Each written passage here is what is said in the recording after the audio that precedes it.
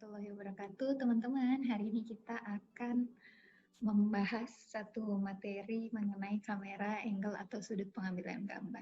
Kemarin teman-teman sudah mendapatkan materi mengenai ukuran gambar. Silahkan dibuka-buka lagi untuk mengingat-ingat, karena dasar dari teman-teman nanti akan melaksanakan kegiatan pengambilan gambar adalah dari tiga hal seperti yang saya sampaikan. Ada ukuran gambar, kemudian yang hari ini akan kita pelajari adalah sudut pandang pengambilan gambar, dan nanti yang terakhir akan teman-teman pelajari adalah pergerakan kamera.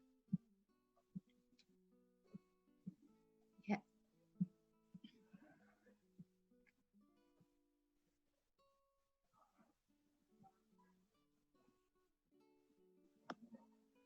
Sudut pengambilan gambar, teman-teman, atau kamera angle merupakan posisi kamera sebagai mata yang mewakili penonton selaku tokoh di dalam scene. Jadi kalau misalkan ini kamera, teman-teman, kemudian ini nanti akan diarahkan seperti itu. Kemudian sudut pengambilan gambar bisa ditentukan dari perspektif si tokohnya, bisa itu tokoh utama, kemudian tokoh lawannya, atau orang ketiga, atau kita selaku penonton sebagai tokoh yang bisa masuk ke dalam ceritanya. Kemudian seolah kita selaku penonton menjadi salah satu seseorang yang hadir langsung dalam pengambilan gambar di dalam cerita. Ada 6 kamera angle atau sudut pengambilan gambar yang wajib teman-teman ketahui. Yang pertama, mungkin teman-teman di film yang saya referensikan pertama, Istri Paruh Waktu, ini scene di awal, pengambilan gambar diambil dari atas, tinggi sekali teman-teman. Dan umumnya dia akan memperlihatkan gambar-gambar yang biasanya umum normal menjadi lebih kecil. Gambar seperti itu disebut dengan bird eye view. Nah, pengertiannya adalah sudut pandang kamera dari posisi yang sangat tinggi. Nah, gambarnya nanti akan memperlihatkan suasana daerah dengan sangat luas, dan kemudian objek-objek lain yang biasa kita lihat dengan normal itu akan terlihat sangat kecil. Kalau tadi ada gedung tinggi, bangunan, kemudian tadi mobil-mobil itu terlihat sangat kecil. Maksud atau tujuan dari sudut pengambilan gambar ini adalah memberitahu kita atau penonton mengenai setting lokasi utama, secara luas. Makanya umumnya bird eye view ini munculnya di awal cerita atau awal scene. Ya. Umumnya ditempatkan di awal cerita atau awal scene. Ini salah satu contohnya lagi, ya, bird eye view, diambil dari atas. Ini memperlihatkan pohon-pohon menjadi lebih kecil, jalanan menjadi lebih kecil, matahari terlihat, dan gedung-gedung terlihat. Pengambilan gambar atau sudut pandangnya sangat luas dari atas. Selanjutnya, ini dari film Istri dan Masa Depan, pengambilan gambar dari atas. Tentu teman-teman ketika menyaksikan film tidak asing lagi, untuk pengambilan gambar yang dari atas disebut dengan high angle. Ya, bedanya apa? Kalau bird eye view itu sangat luas, sementara high angle itu hanya dari atas tokoh utamanya saja, atau atas objek, fokus satu objek saja.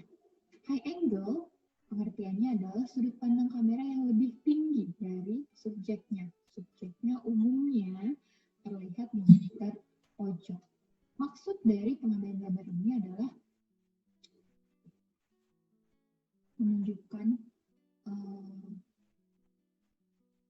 sesuatu atau keadaan yang umumnya terpuruk atau tersudutkan. Ini salah satu contohnya juga pengambilan gambar dari atas.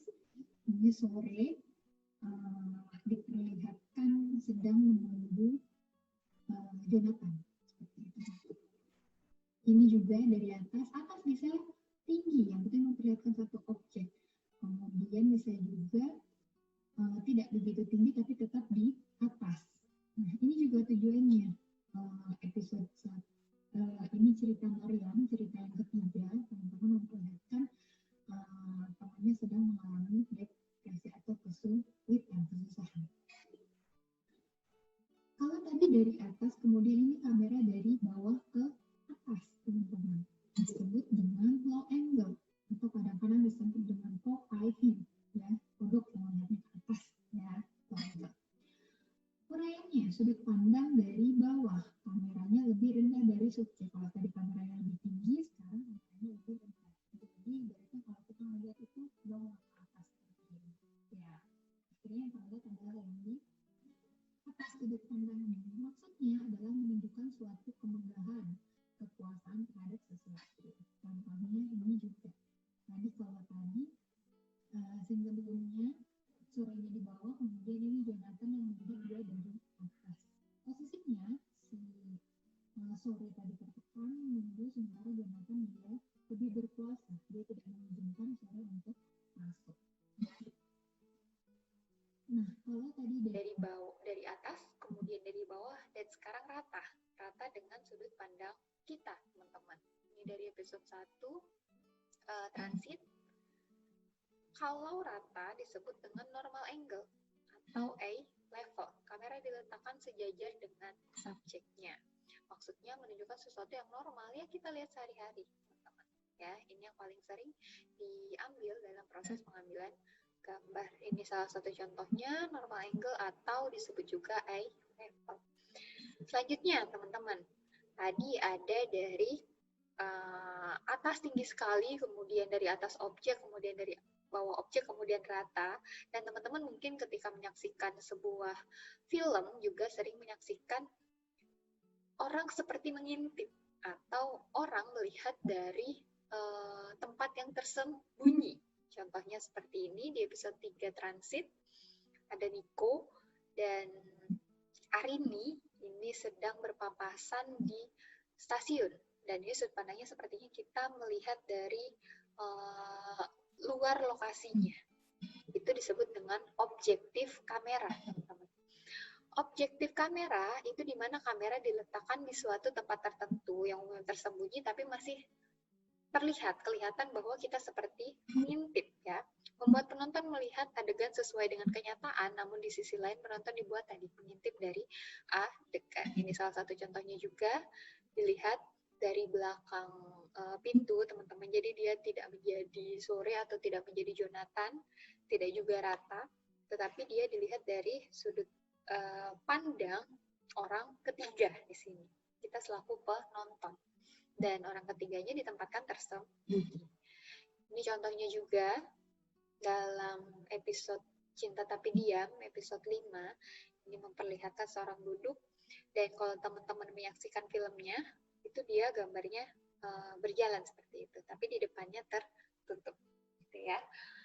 Selanjutnya, kalau teman-teman sering menyaksikan atau bahkan teman-teman yang sering produksi melihat ada gambar kemudian di extreme close up seperti ini memperlihatkan kita diperlihatkan sebagai pemain dan kita diperlihatkan secara jelas, secara detail apa yang dia lakukan. Disebut dengan subjektif kamera. Kalau tadi objektif kamera dari orang ketiga, kalau ini adalah subjektif kamera atau sering juga disebut point of view. Sudut pandang kamera yang diambil dari perspektif si subjeknya, ya. Jadi dari tokoh utamanya, tokoh yang dijadikan atau tokoh yang berada dalam scene-nya, teman-teman. Kalau tadi dari orang ketiga, dari luar, kalau ini dari orang atau dari tokoh atau dari subjeknya. Tujuannya adalah membuat penonton merasakan yang dialami oleh subjeknya. Mengajak penonton melihat seperti yang dirasakan subjek atau pemain, teman-teman. Ini contoh lainnya di episode 1, Maryam ya, di transit. Maryam melihat TV besar yang menunjukkan jadwal keberangkatan dan jadwal kedatangan kereta. Jadi posisi mata kita atau posisi mata kamera disamakan dengan apa yang dilihat oleh pemain. Gitu ya, teman-teman. Nah, itu saja ada 6 sudut pandang pengambilan gambar, mulai dari high angle atau bird eye, kemudian saya tidak menyingkatnya ya, teman-teman, bird eye view, kemudian ada high angle, ada low angle, ada yang normal, ada yang objektif, subjektif, dan terakhir adalah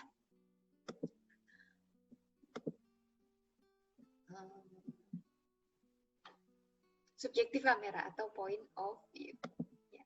Itu teman-teman dari saya. Terima kasih atas perhatiannya. Semoga penyampaian hari ini bermanfaat. Saya akhiri. Assalamualaikum warahmatullahi wabarakatuh.